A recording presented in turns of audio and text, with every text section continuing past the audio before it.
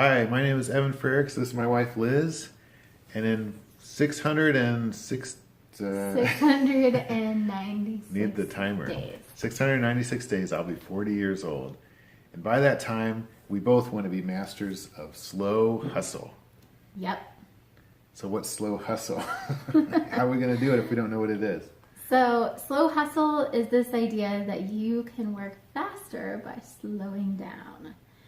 In the entrepreneurial world, there's all kinds of pressure to move forward, keep going. And this is a very different kind of perspective. It's this idea that as we slow down, as we take a pace that's more good for our bodies, for ourselves, we actually can be more effective and accomplish things more quickly. Yeah. You don't have to work yourself to death to accomplish something, which is ironic, right? Work ourselves to death to have a good life. Yeah. It always makes me think of that quote. I think is it Buddha or somebody that says, like, people spend their health to get money, and I don't know, there's like 6 things in the line, but then eventually they spend all that stuff to get their health back. You get back to where you started. So what does that look like when we work on our business? How are we slow hustling? So we have a very different schedule than some people. Part of it is him having a day job, and me. And you having a job too. Yes. I have other things that I do with my time. Yeah, being a mother and a writer and a teacher is no small task. Yes. So I'm busy too, which means that we only have about 5 hours a week to work on our business. Maybe a little more, a little less, depending on the week.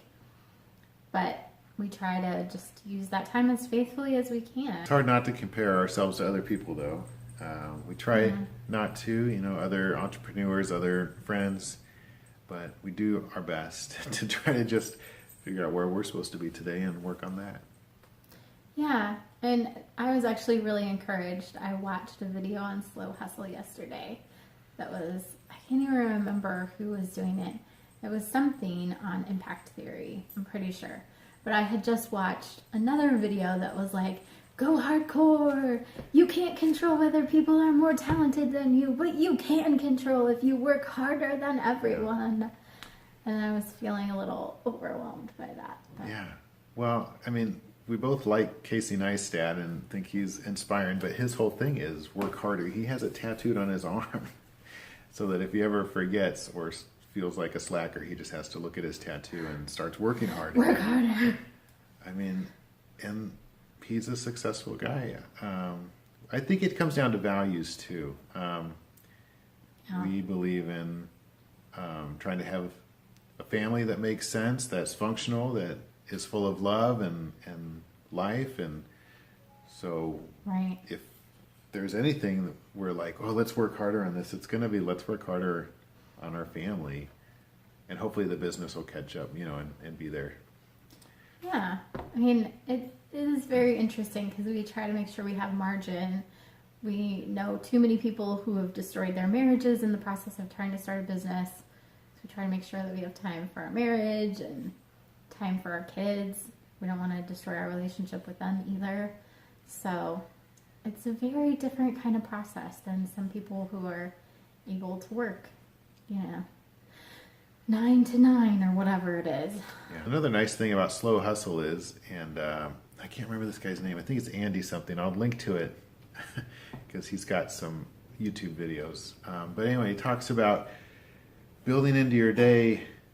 It's not wall-to-wall work. There's times to breathe, times to just not do anything. Maybe walk into work instead of taking a taxi, or building in these times to just reflect, or listen to a podcast or a sermon or music, or he listed a few things, and in those moments where you might be tempted to get bored, he would experience creative solutions and bring these kind of flashes of inspiration. And so we definitely want to leave room for that kind of stuff too.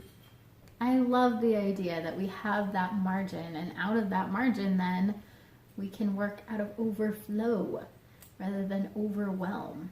I think that's the biggest thing about slow hustle for me, because I've done the hustle where you're just like working constantly and exhausted and stressed out. And I spent my health to, accomplish my stuff, and now I'm not ready to give it up again. Yeah, it's kind of interesting. And I feel like, for me, slow hustle is more about what... You're pointing at me. I feel like slow hustle is more about consistency for me, because I was never that driven. I never was going to stay up all night and make sure a paper was perfect or something. And so slow hustle for me is more about, well, be consistent, and be consistent about your breaks, be consistent about your work, be intentional all the time. And instead of, intentional all the time could mean work your fingers to the bone every single day, or it could mean have a right pace. And that's what I try to focus on. It's a good thing we balance each other out. Well, that's about it for today. Doing a joint vlog today. Thank you for joining us on this journey. Look forward to talking to you again tomorrow. Yep. We'll see you guys later. Don't work too hard.